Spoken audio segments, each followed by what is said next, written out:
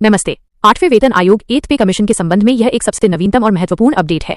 केंद्र सरकार ने हाल ही में आयोग के लिए आधिकारिक अधिसूचना ऑफिशियल रेजोल्यूशन नोटिफिकेशन जारी करके इसका गठन कर दिया है। यहाँ नवीनतम नोटिफिकेशन से हुए बदलाव और संभावित वेतन वृद्धि का पूरा विवरण दिया गया है। 8वें वेतन आयोग के नोटिफिकेशन से क्या बदला?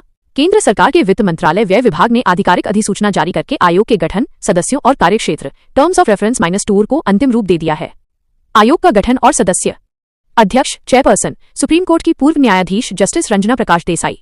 अन्य सदस्य प्रोफेसर पुलक घोष पार्ट टाइम सदस्य और श्री पंकज जैन सदस्य सचिव।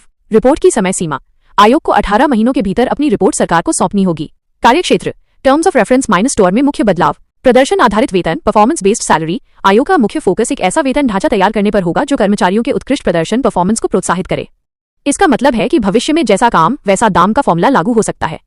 भत्तों का तर्कसंगतीकरण रैशनलाइजेशन ऑफ अलाउंसेस। आयोग मौजूदा भत्तों की संख्या और दरों की समीक्षा करेगा ताकि उन्हें तर्कसंगत बनाया जा सके। एनपीएस कर्मचारियों की ग्रेच्युटी समीक्षा। नेशनल पेंशन सिस्टम एनपीएस के तहत आने वाले कर्मचारियों की मृत्यु सह सेवानिवृत्ति ग्रेच्युटी डेथ कम रिटायरमेंट ग्रेच्युटी -DCRG की समीक्षा करने का कार्य भी आयोग को सौंपा गया है। आर्थिक कारकों पर ध्यान: आयोग को सिफारिशें देते समय देश की मौजूदा आर्थिक स्थिति, वित्तीय विवेक और विकास के लिए पर्याप्त संसाधनों की उपलब्धता जैसे कारकों को ध्यान में रखना होगा। 2. कितनी बढ़ेगी सैलरी हाइक एक्सपेक्टेशन। वेतन आयोग की सिफारिशें लागू होने के बाद सैलरी में कितनी बढ़ोतरी होगी, ये मुख्य रूप से फिटमेंट फैक्टर पर निर्भर करेगा।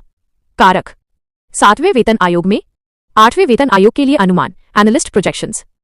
फिटमेंट फैक्टर 2.57 1.8 से 2.57 के बीच अनुमानित।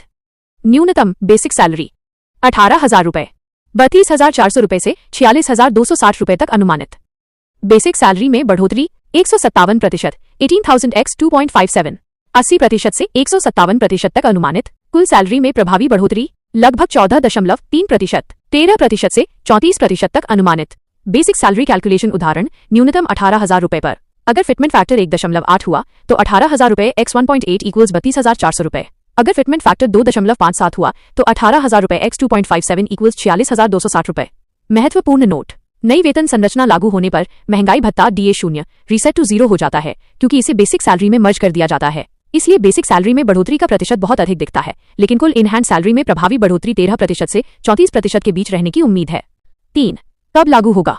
एक्सपेक्टेड इम्प्लीमेंटेशन डेट: आयोग को 18 महीने में रिपोर्ट सौंपनी है और आमतौर पर आयोग की सिफारिशें 1 जनवरी से लागू होती हैं।